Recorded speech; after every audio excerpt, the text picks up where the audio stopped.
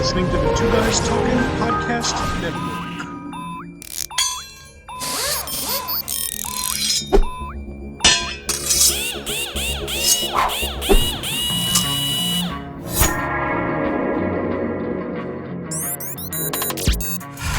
I can remember a day back in 2005 when there was one podcast directory. Apple iTunes. If you had a podcast, if you weren't on there, you had no podcast joy of any kind. You would not be found. Discovery was impossible. Some might even call it broken. Nowadays, people are wondering the same thing. Is podcasting having a problem with discovery? Is discovery in podcasting broken? We're going to talk about that inside this episode of the Podcast Gauntlet. Greetings, everybody. I'm Mike Wilkerson, one of your hosts. And I'm Bryan Entzminger, the other one of your hosts. Bryan, this is like one of the main master puzzle pieces of podcasting. It's something I think we could probably do a program regularly about discovery and how vital it is to a program. Yeah, I mean, it's sort of the entirety of being able to grow an audience is having a way for people to find out about the show, whether it's you going and finding them coming and finding you, some kind of magic recommendation engine that doesn't seem to exist yet, social media, text messages, phone calls, carrier pigeons. Like, the only way people find out about your show is if you or somebody else lets them know about it, or they just happen to find it, right?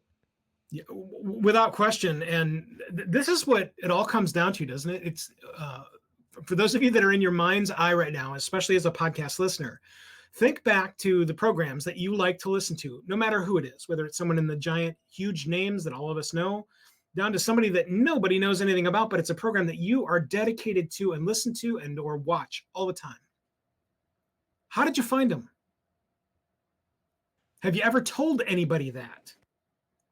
Have you ever started asking your own audience members how they found you?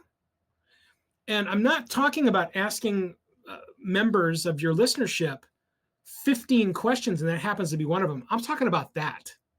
I'm talking about asking them the one question, where did you find us? And then just shutting up and letting them respond. It's one of the reasons why I think having a contact form inside of your own website for your program is so vital, because it allows you to ask just a couple of questions and instantly gives the platform of taking in information to the listener outright. It's why I've always loved forums, especially as a listener. If there's something that strikes me inside of a program, it's also why I really appreciate the commentary areas like below us here inside of the video presentation of this program, is because anytime you're soliciting people's thoughts and they can instantly give it, that is a huge thumbs up for you, but it also spills directly into the discovery process of your program, depending on the platform. This is again, it's something we can always go back to the well on, but discovery. But Bryan, what's on the front end of your favorite discovery push inside of podcasting? I mean, I don't know that I have a favorite one. What I always hear is word of mouth is the most effective, and usually word of mouth coming from your listeners. So you can absolutely spam Twitter or X or whatever we're calling it now with the links to your episodes all day long. I'm not telling you not to do that. But what's usually most meaningful is when one of your listeners meets somebody and they go, I think this person would love this show. And then either shares the show with them or is so enthralled with the topic of your show that when they're interacting with somebody who cares about that content, it just starts to naturally come into the conversation, which I think speaks to another part, which is your show actually good? And I'll just kind of leave that one right there because we don't have time to get into that. But true, but I am going to pick up that ball for a second. Yeah. When we're referring to quality, one of the things, the fact is that if you look at my little background here, this right here is a microphone with a light bulb on the top of it. Whenever somebody asks me, what do you do for a living? I tell them I'm a professional podcaster. And they'll say, well, what does that actually mean? And I throw them another curveball and I go, well, I actually hunt light bulb moments for a living. And I'm not kidding. Because inside of every program, either that I'm in or that I'm conjuring, I make sure that there is at least one light bulb moment, ding, ding, inside the program that provides an educational element that if you heard it, you're likely to then spill it onto someone else that has likely something in the same vein of your interest. That's the whole point. That Right. speaks directly to the concept of word of mouth that we're talking about, but also so that it's somehow retained inside of someone's brain, so that no matter what your topic of your program is, you must make sure that there is at least one light bulb moment inside of it that you are conveying to your audience that allows them to learn something that they either didn't know about before they started the program, or it enhances what they thought they already knew, so that they'll then go and tell somebody about what they've just learned. I mean, that is such a natural 1, 2, 3 step for me. It's also one of the things that I always spill upon people that come to me to want to either start a podcast or want their podcast enhanced somehow. And that's my first question to them is like, what was the last call to your audience about specifically? And they'll say, oh, well, we wanted them to follow us and subscribe. Yeah. Right. But like, what was the ask? What did you ask them about specifically? And if they don't understand, I'll just give them a sample where inside of a recent episode of, say, the Street Smart Mental Health podcast, we had on a series of former military vets. And inside of that program, it was incredibly important to ask the people that were listening, do they know a vet that doesn't know what they're going to be doing when they're out, or that they're out now, they don't know what to do? Well, that was their ask. That was their one ask inside of the program, and they knew it. And that's what you really do need to include so that the discovery path inside of your program has value. Totally agree. And actually, what you were sharing about sharing word of mouth and how that comes about really kind of speaks to my perspective on whether or not we actually want this future that we're asking for. And for those of you that are saying right now, oh, he's going to tell me we don't want a discovery network, like we don't want that, I'm going to ask you to stick with me for a little bit. I'm going to paint you a picture, okay? So the closest electronic analog I can think of to sharing at the water cooler, so to speak, is Facebook about 6 years ago when they were still operating on the social graph. And if you don't know, most of our social media platforms have moved from the social graph, where who you follow and interact with is the primary indicator of what you're going to see. So I see Mike's posts because I'm friends with him. Mike's interests are aligned to my interests. That's how we get to know stuff. That's the social graph. That's the water cooler mentality. You hang out with the people, you hear the people. When we say we want a discovery ecosystem, what we mean is I want this ecosystem to recommend my show, right? We don't actually want a discovery ecosystem. We want my show. And the reason I'll say we don't want this is because as I look through my Facebook feed, at least twice a week, somebody in my friends list posts this thing that says, all I'm seeing are ads. I never see people that are my friends anymore. Copy and paste this thing and it'll fix all the magic stuff, because they've noticed that every third post, every fourth, depending on where they are, is distraction marketing. The entire purpose is to get you to look at something you hadn't intended, and it's an ad, or it's a suggested content, or it's a path to go down shorts or whatever, because it happens on YouTube too.